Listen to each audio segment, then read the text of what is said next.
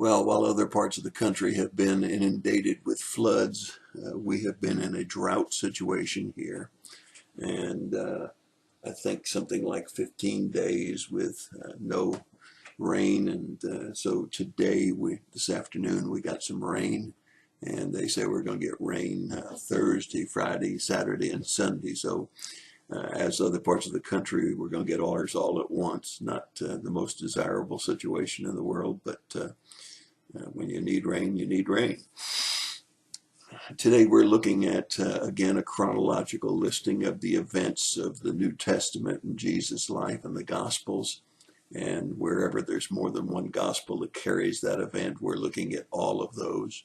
Today's no different. We have recordings in Matthew, Mark, and Luke. Again, nothing in John. But we have the calling of Matthew, or Levi. It's found in Matthew 9, it's found in Mark 2, and it's found in Luke 5. And once again, there is additional information that's good and informative and helpful, and that's why I always recommend anybody studying the Gospels, study any parallel passages and all that appear. So in Matthew, it tells us that Jesus has healed the man that was lame, and that he's walking by a tax collector's office. In Matthew, it's noted that his name is Matthew. However, if you look at Mark and at Luke, you'll find that he's called Levi. And the reason that we know that they're one and the same is that in the Mark and Luke account, we see him as Levi, who is the son of Alphaeus. And that ties everything together. It says that he calls out to him to come and follow him. And we find a significant piece of information in Luke in the fact that Levi left everything behind. Now that's really important. Levi had a very prominent position, one that could be extremely profitable if you were dishonest. He was a tax collector, and many tax collectors took full advantage of the fact that they could tax whatever they want to for any amount they wanted to and pocket whatever difference that didn't have to pass on to the authorities. But when Matthew, or Levi, was called, he felt that the calling of Jesus was more important than the making of money. And he left everything, and he left it behind. Now, it's also interesting to see that with the other two Gospels just kind of talk about a party, but they don't talk about the fact that Levi or Matthew threw the party. You have to go over to Luke to find that. You find that there was a big reception.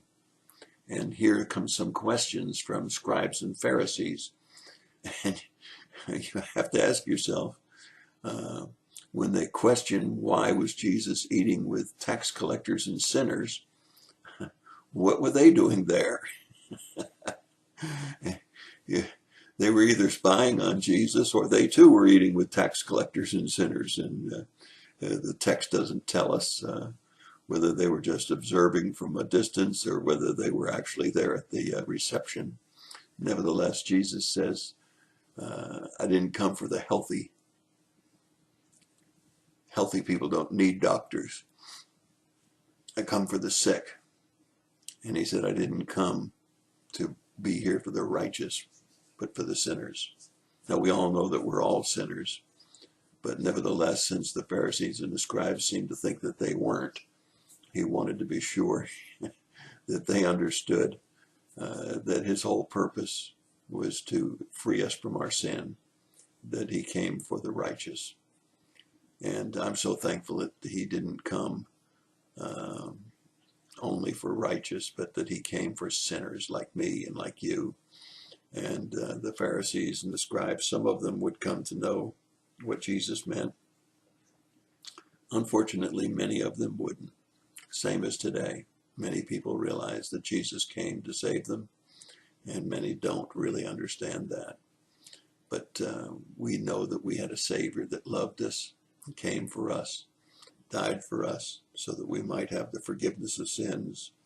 And some of us have to leave some things. Some of us have to put things behind us that may have been more profitable.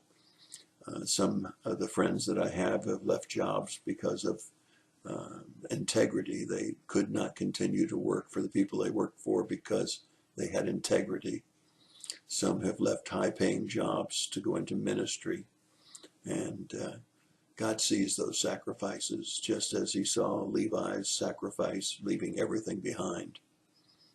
I hope that when it comes down to having to make choices like that you'll make the right choice, recognizing that Jesus came for us. We are all sinners, and we all need a Savior. And sometimes he asks us to leave some things behind. I always say when I continue to talk about my leaving my business profession, I left good for better. I loved what I did in the business world, but I had a higher calling. And while the higher calling cost me a great deal of money, I've never had any regrets about that, and have always had everything that I needed and many, many things that I wanted. God has a way of providing for us no matter what. You'll consider that as you make your decisions in life. And that's my thought for the day. God bless you and have a great day.